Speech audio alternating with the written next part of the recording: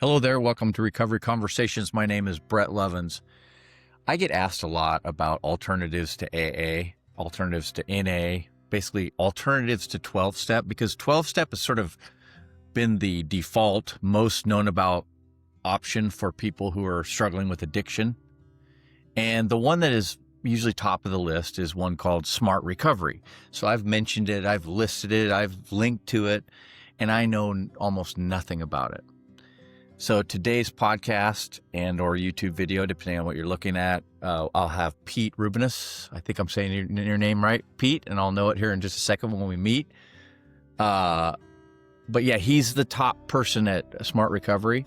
So I'm kind of equipped with my ignorance. So because I don't know a lot, and I emailed with him about that, I didn't do a lot of research in advance on purpose.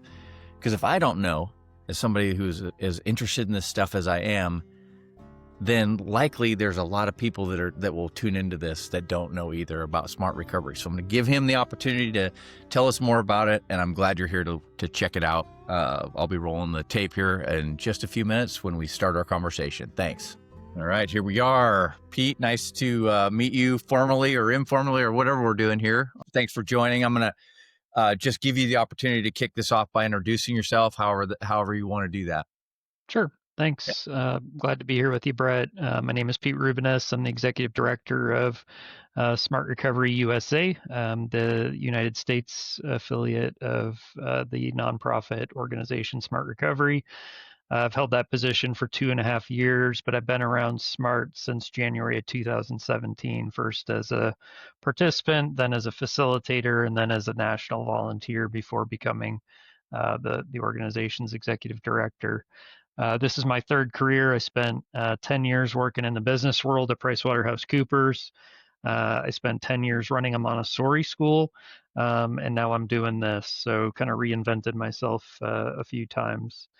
In addition to having my own journey to end my relationship with alcohol back in 2017, I also grew up in a home affected by alcohol use, and so I'm also uh, interested in the family and friends side of the recovery movement as well, and ensuring that we have empowering pathways available both for those who are seeking recovery for themselves, but also empowering support for family members and friends of those who are struggling with an addiction. So, very glad to be here with you today, and look forward to sharing a bit about Smart. I hope.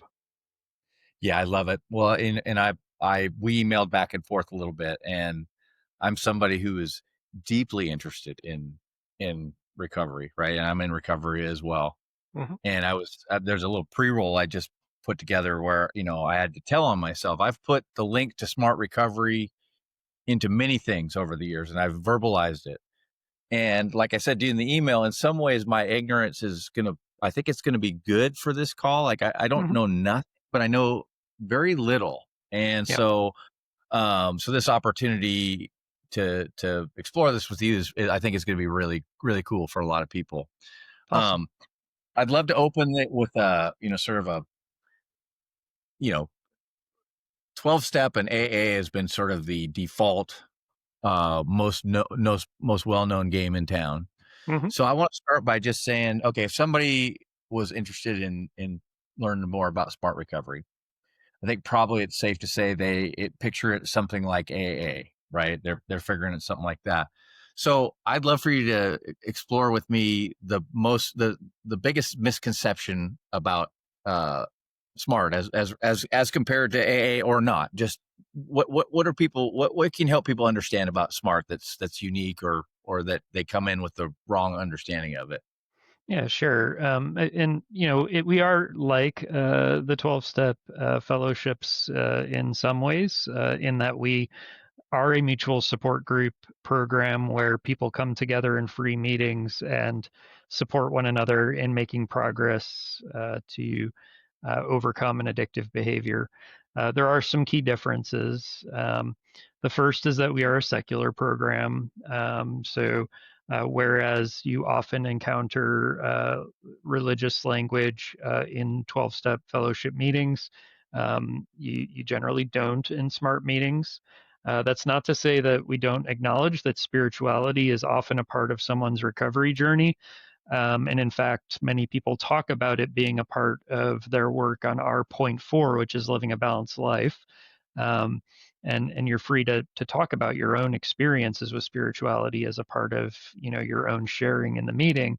But there's no kind of prescribed way of speaking about it, and no suggestion that it's something that you have to do as part of engaging in a recovery journey. Um, Another big difference is that we don't have sponsors. So we certainly encourage folks to build a network of support from within their meetings. We just pull up shy of suggesting that like a one-on-one relationship is important. And I think in part that's because of the self-management nature of our program. The phrase that I like to use is that SMART is where individual autonomy meets supportive community. And so we're encouraged to like look around the room and think about who it is that we are resonating with, who is it that we're looking up to, exchange numbers and emails with that person, and and set of people really, and build that network of support from within your meeting, and beyond your meeting, right? Um, but there isn't that kind of like one-on-one guide through the program, if you will. Um, Go ahead. Well, you're leading me into the next question. Yep, So if you, please. so doing my little bit of research and my little bit of knowledge Yep. on this, you sort of iterated it. My understanding is it's a science-based, evidence-based program, and you're alluding to some of the differences. So I'm a person who's, having my own concerns with myself, and you mentioned family, but we'll set that aside for right now. But Mhm. just for myself, I'm walking into my first smart recovery meeting. What should I anticipate? Yeah. So yes, another big point about SMART is that it is grounded in cognitive behavioral and motivational enhancement science. So we know that those approaches work for folks who are working to make changes in their lives when encountered in a therapeutic setting, and we believe that it's helpful to use similar tools and language in a group setting of peers. And so every meeting is led by a trained facilitator. And so those facilitators have gone through either a self-paced online training course that SMART offers, or a live Zoom training or in-person training with SMART trained folks. And in those trainings, we are learning motivational interviewing skills as well as basics about the SMART recovery tools and approach. And so that, first of all, helps to ensure that you're going to get a relatively consistent experience in any SMART meeting that you walk into. That said, there is still quite a bit that is up to the personality and kind of flavor that a given facilitator brings to a meeting. A typical meeting often includes a check-in, and well, meeting guidelines and kind of a little introduction first, then a check-in. Um, and during the check-in, one thing that's noticeable pretty early for those folks who've engaged with both 12 steps and SMART is that many folks don't choose to use a label to describe their addictive behavior. Oftentimes they'll say something along the lines of, my name is Pete and I struggle with alcohol, or I'm examining a problematic relationship with opiates, or whatever, however they choose to describe it. But often you don't hear terms like addict, alcoholic in our meetings. Sometimes you do, and that's fine. Like, people are free to self-identify in whatever way is most helpful for them. Um, After we go through the check-in, there's then one of two paths that a meeting typically follows. One is more open-ended and the other is more structured. I tend to lead a more structured meeting myself, where we're prepared to present a tool from the handbook, and then have the group talk about how they've used that tool as a part of their recovery journey. Um, some other facilitators choose to take a more open-ended approach, where depending on what was brought up during check-in, you may follow, that thread and kind of just see where the conversation takes you. Either way, in SMART meetings, we engage in crosstalk.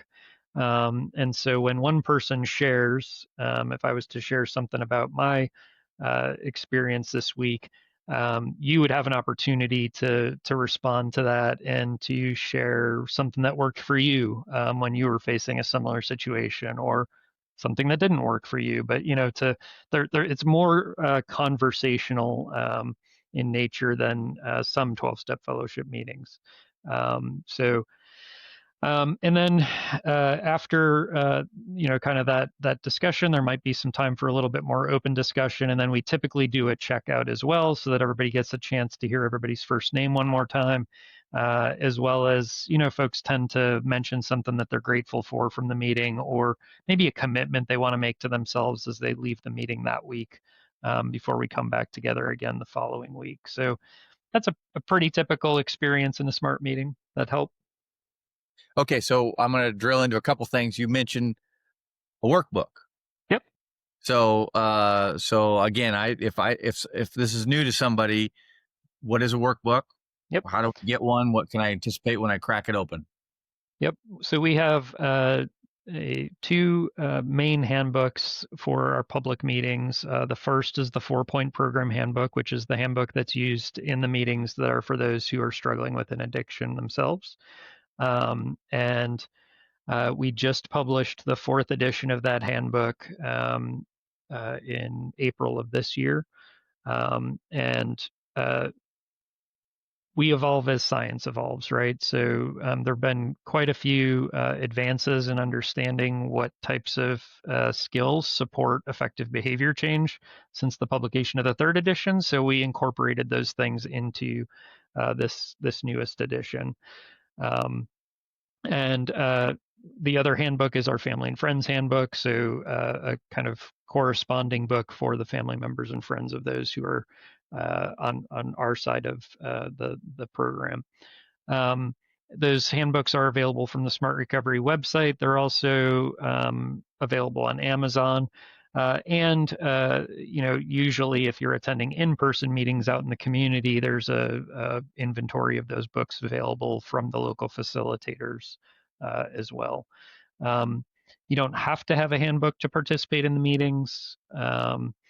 And all of the key tools from the handbook are available to download for free from the website. So the handbook's not something that's meant to be a barrier. It is written in a very accessible way so that folks can kind of work through things on their own time in between meetings, and then come back to meetings and talk about, okay, I put pen to paper this week.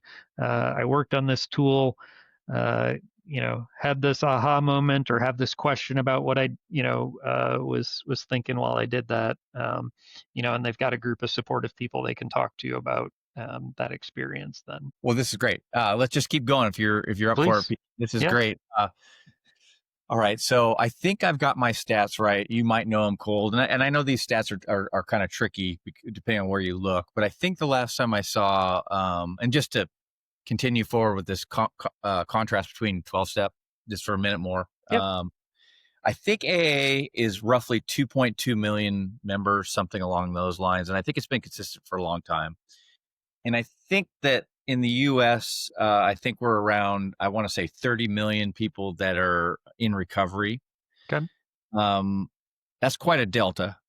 So Yep. I see that because I believe in hope as being an important part of this. Mm-hmm. And I also am not a believer that there's a right way to do it. So that I'm just showing my cards on that. And Sure. that's why I'm open about offering different ways people to look at this Yep. stuff. Have you on this call.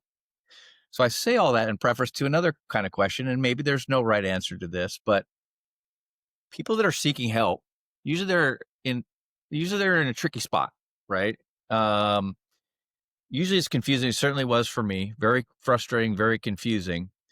And I'm just curious, this question I've written down here is, if you can answer this, what kind of person ends up finding their way into SMART? Are they, let me just leave it there. What do you, Well, unfortunately, because our movement is still so much smaller, I think a lot of that depends on where we've had the maybe luxury of having meetings started in the past, right? And so if you look demographically, historically, we tended to skew whiter, more highly educated, higher socioeconomic status. Um, However, we've seen plenty of success with meetings that happen in communities that are comprised of different demographics. And I think, in particular, over the last 5 years, we've seen a real shift as we've made a more intentional effort to bring smart to communities in a more partnering way. In other words, the only path to getting new smart meetings started in a community is no longer for an individual kind of lone ranger person out in the community to get trained by themselves and start a meeting and have like the weight of that on their shoulders. So we do a lot more reaching out to organizations that have existing relationships with people in communities and know those people well, know those communities well, and can bring smart to them in a way that is appropriate for that community, right? Um, that said, I would say there are some things that um, some reasons that I hear for folks ending up in a smart meeting. One of them is that secular versus religion thing. Uh, the other is that the 12-step philosophy didn't work, and so they Googled for them, right? And so they Googled 12-step alternatives, and smart recovery tends to be the biggest of the options that are presented to them when they do that, right? Um, and then, I definitely think there's quite a few people that the science part of it is appealing. That they read about how it is based in, social science evidence, and that um, is something that's important to them. Um, and then I would say, increasingly, younger generations are being exposed to mental wellness concepts, cognitive behavioral theories, mindfulness, self compassion. They're being exposed to these ideas a lot earlier than you and I may have been, right? And so when they find a program that reflects those things that they already, kind of know about, have maybe spent some time exploring in other ways, it feels really consistent. I know that was a big part of it for me. Like I really appreciated that the things I was talking about with my fellow group members in smart recovery groups, I was using the same language that I was using when I was talking to my therapist or when I was going to my DBT group, right? Like that there wasn't any code switching that had to be done between my mutual support group setting and the other supports that I had as I tried to work to balance out my life. So it's kind of a long answer to a relatively simple question, but we are as diverse as any other community. I definitely think there are certain people that feel a pull towards us, and hopefully I captured a little bit of that there. I think you did. Yeah. I'm somebody who likes to look for patterns. I'm sort of I'm just wired to be kind of Sure. scientific. And to me, when I got sober, which is what I needed to do, and I'm just saying that out loud Hmm. for listening. It doesn't mean that's what you need to do. Yep. That could be where you end up, but that's a nuance that I think is important to say here, because a lot of people, Yeah. when faced with a door that is binary in terms of it's going Yeah. to be this way or this way, that can be daunting, even if, and that was me, man. So Yeah. uh Well, and that's one thing, Brett, that I didn't mention, that I think is also important, is that I do think that maybe sometimes smart feels more comfortable for people that are earlier in the stages of change, because we don't require abstinence, to participate in our meetings. We don't exclude people from the conversation if they have a goal other than abstinence.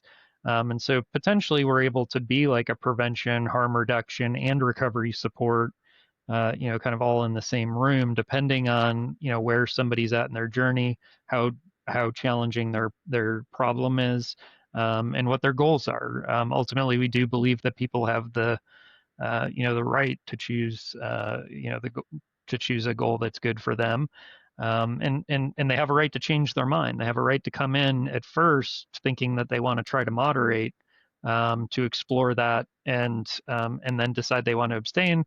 They also have a right to come in thinking they want to abstain, and figure out that, after moderating, they're feeling good enough, and that's, a good enough goal for themselves. It's not for me to say. It's not for me to tell them what they should do. And so, sometimes I think maybe our meetings can be a good place for folks to tease out what their goals actually are. Yeah, well, the name of my little consulting business, and I don't know if you caught this from our correspondences, but I'm trying to work with workplaces, Hmm. right? And the name of my business is Sober Curious on purpose, because Yep. similar to what you just outlined, if it hadn't been for Steve Dunn, this counselor, who didn't require me to say Yep. anything of that sort and explore it over time, Yep. to where I made that decision in the end for myself, and now I'm open about my story and how this has worked for me. But I was back to the pattern idea. It has been my experience meeting people in recovery or in these rooms. Most of us don't like being told what to do, right? True. We're usually a pretty, this is very broad brush, but we tend to be sort of, uh, what's the right words here? Just fiercely independent very often. Hmm. There's a whole bunch of words that fit there that are escaping me right now. Sure. Yeah. But that's what's neat about what you've been describing, and what my understanding was, Hmm. is that I can go in there and be there how I want to be. I'm not faced with what I was faced with, which was the first day, first time, not knowing anything and being forced, not forced, I wasn't forced, but to have the circle go around and say, I'm an alcoholic. Everybody in the room did Right. it. And now all of a sudden I feel pushed to do that. Right. I almost left. So I'd love to turn now to the conversation, because I'm getting there slowly.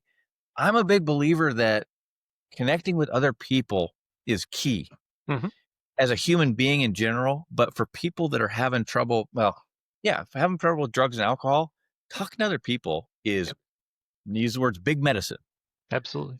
So I'd love to. That's a lot for you to chew on, Pete. We'll take a whack, whatever you want on that. Yeah. Yeah, no, I absolutely agree with that. And I actually think it supports, I'm a big believer in both and rather than either or. And, about the last time this was studied, about 30% of Smart Recovery participants also attended 12-step fellowships. And so, I have no, desire to convince anyone that Smart Recovery is the right path for everyone.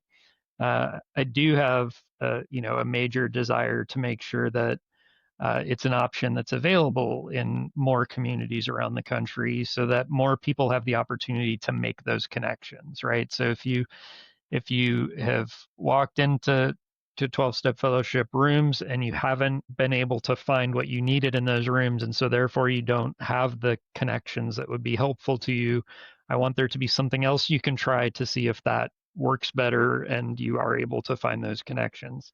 And if both work for you, even better, right? If both of them plus recovery dharma work, better still, right? Like I think the more opportunity we have to experience common humanity. A big part of my personal practice to be well as a human, is practicing self-compassion. And Dr. Kristen Neff defines self-compassion as being, really composed of three parts. One being kind to ourselves rather than judgmental. The second, recognizing that we, have things in common with other human beings, and instead of thinking that we need to deal with our struggles in isolation. And the third, being that we practice mindfulness rather than over identifying with the negative thoughts and emotions that will inevitably uh, arise because we're humans.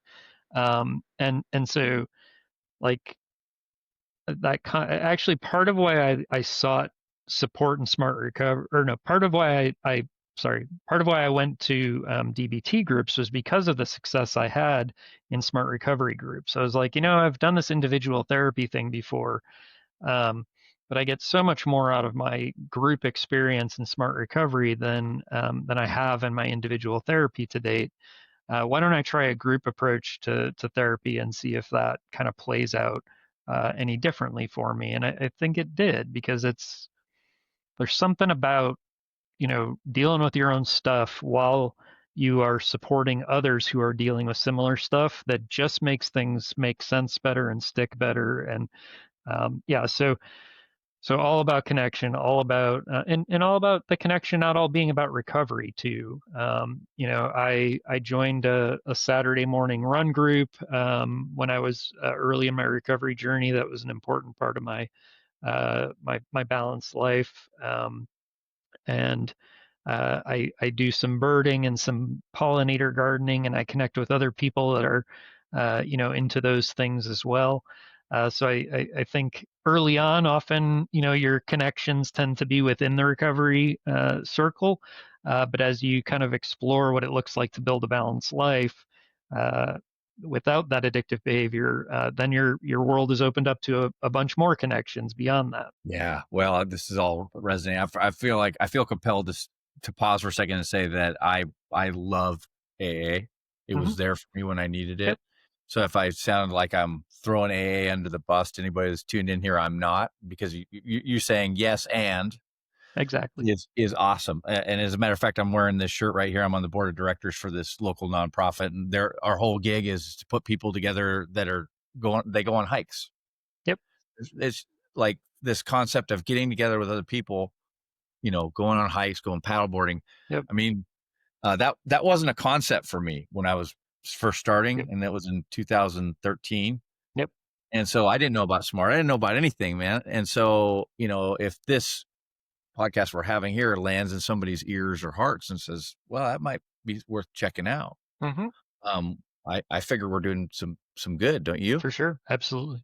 All right. So let's see, what else do I have here that might be interesting to. Okay. Yeah. So my understanding too about SMART is that it's not just about substances. It's not just about drugs and alcohol, but people can come in to explore other potentially addictive behaviors. Just put some parameters around that for me, if you would. Yeah, sure. So because our approach is behavioral based, where we're focused on behavior change, the tools and discussions that we have in our meetings really can support anyone who is working to change a pattern of behavior that has become challenging for them. So we don't segregate our meetings by substance type or by substances and other behaviors. Everybody comes together in the same room. So, in my meeting the other night in Chapel Hill, we had folks who were struggling with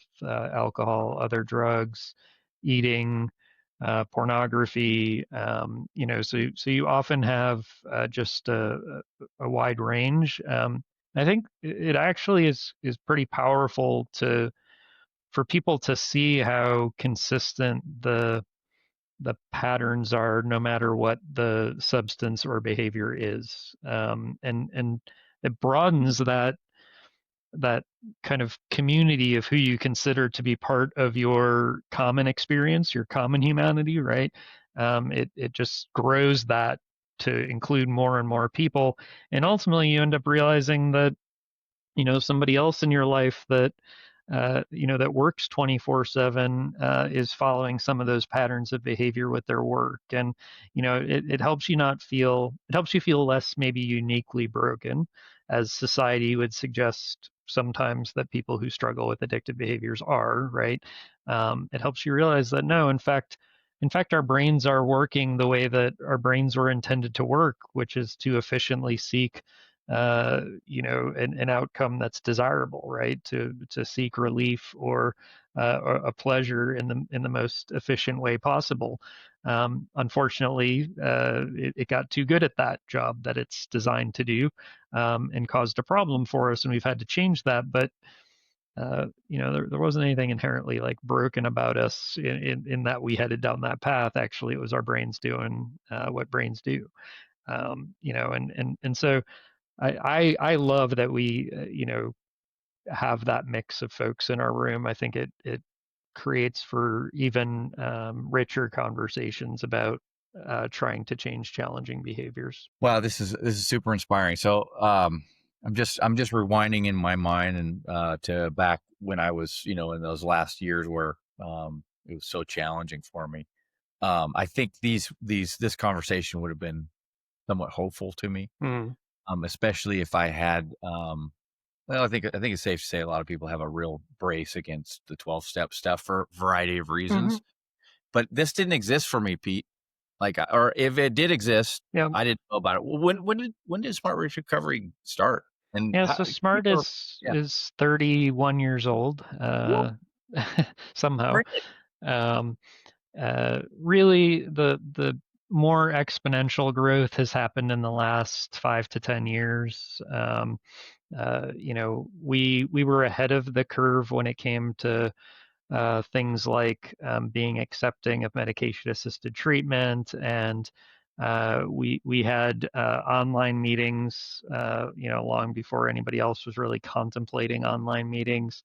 But or and the the the dominant narratives in our society kept our growth in check. I mean, we were alternative, yeah, and I think a lot of the societal messaging around mental wellness and addiction and recovery have frankly caught up to Smart, and we're continuing to lead the way. I think today in certain ways. Um, and it's not as hard to sell, right? Like folks are more open to the fact that there isn't just one way, that ways don't have to be either or. That and one thing that I think has been really helpful is the growth of the like certified peer support movement. Peer recovery specialists, in my mind, are some of Smart's biggest champions out in the field, because it doesn't matter what path they followed to achieve their own recovery. They're looking at a human being across the table, and they want to find something that that person finds helpful to offer them, right? And so I see just a lot of eagerness on the part of uh, peer recovery support specialists, or whatever that position might be called in your neck of the woods, to get trained in another philosophy, to have those tools in our workbook kind of available to pull out and look at with somebody, and say, hey, let's take a look at this worksheet because it's related to something we've been talking about. um, and if that resonates for you, then maybe we look for an online Smart meeting for you to attend if there's not one in our community yet, or maybe I help get a meeting started in my community because it's clear that this is resonating for certain folks. um, and especially like for some folks in rural America, like if they're having a hard time finding a group of people that they resonate with to support them in their recovery because the population is limited. There might be one meeting in town, or one community in town that has several meetings, right? But um, having access to those online meetings can be really important. And we have some that are specifically for, like we have a meeting every day of the week for veterans and first responders online, right? Um, Sometimes those first responders aren't going to want to attend a meeting in their local community for obvious reasons, right? And being able to log on and connect with other folks in similar professions, can be helpful to them. Um, so we're also working.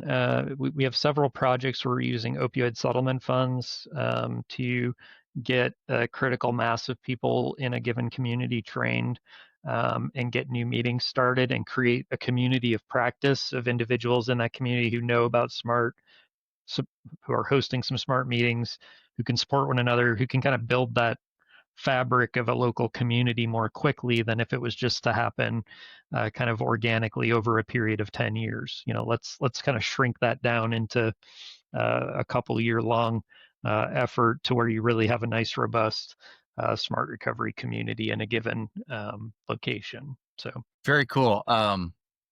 I've recently started doing some work with a treatment facility out of Utah, Salt Lake City, Utah area, named Recovery Ways. mhm. I was just on right before this call because I was doing a little bit of prep, Yep. I called one of the directors to ask him about smart recovery and whether Hmm. it's part of their gig down there. I'm actually going down there in a couple of weeks to see the facility.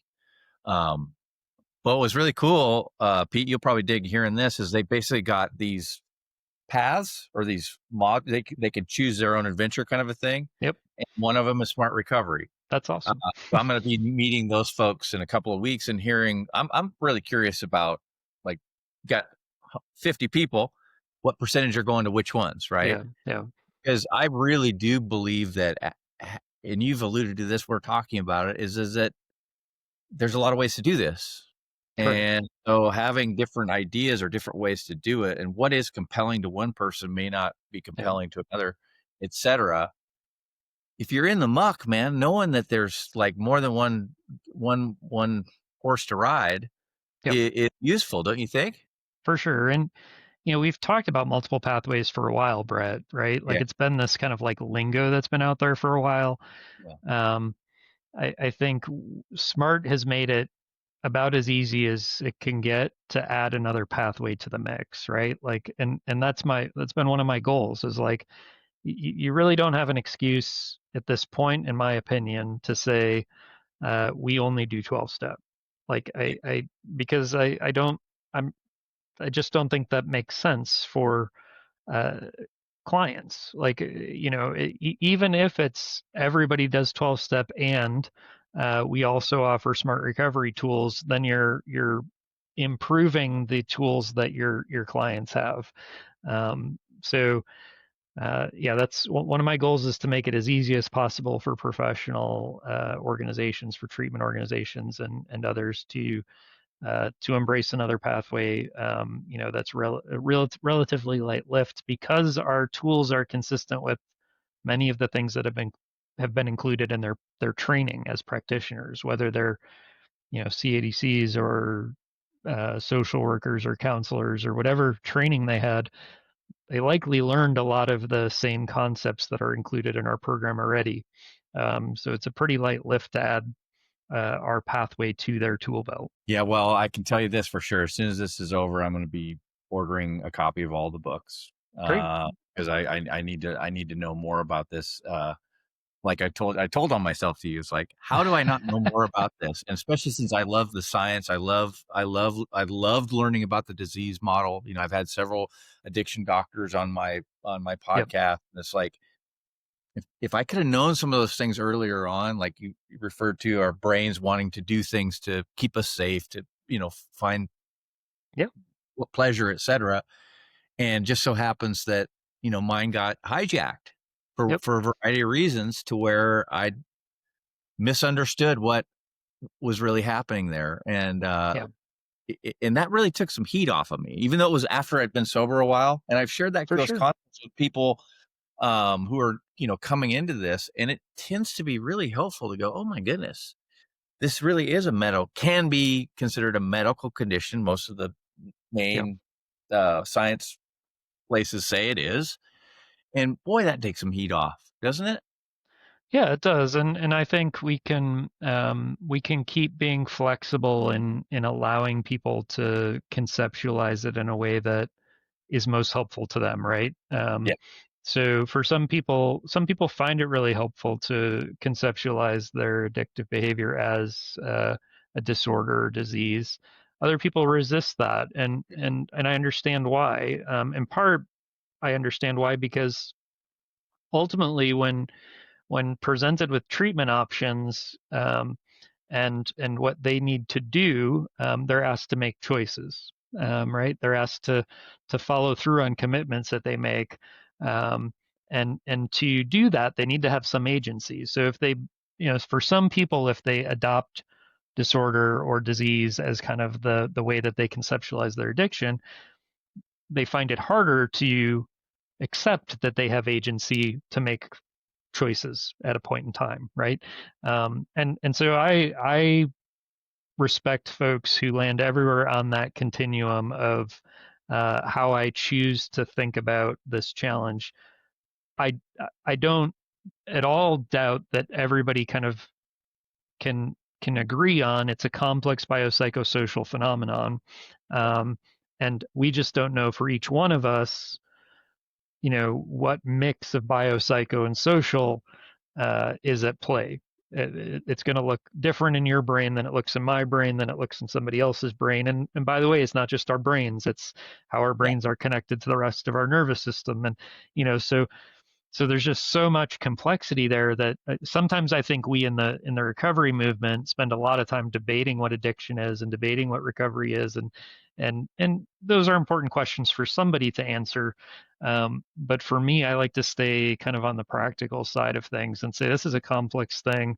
We're unique human beings, and we all deserve to have choices in front of us, in terms of how to try to make our way to a healthier place in our lives. And so I try not to get caught up in those things, even though I have my own, kind of thoughts and perspectives on them. Well, I think that's great. So what an awesome conversation. It's exceeded what I was hoping, Pete.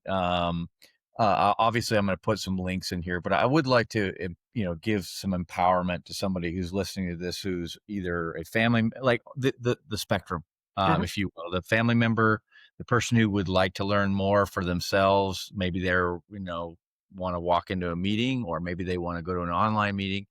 I'm sure the website says it all, but I'd love to give you the opportunity to say, if you want to learn more, these are a few things that I would do.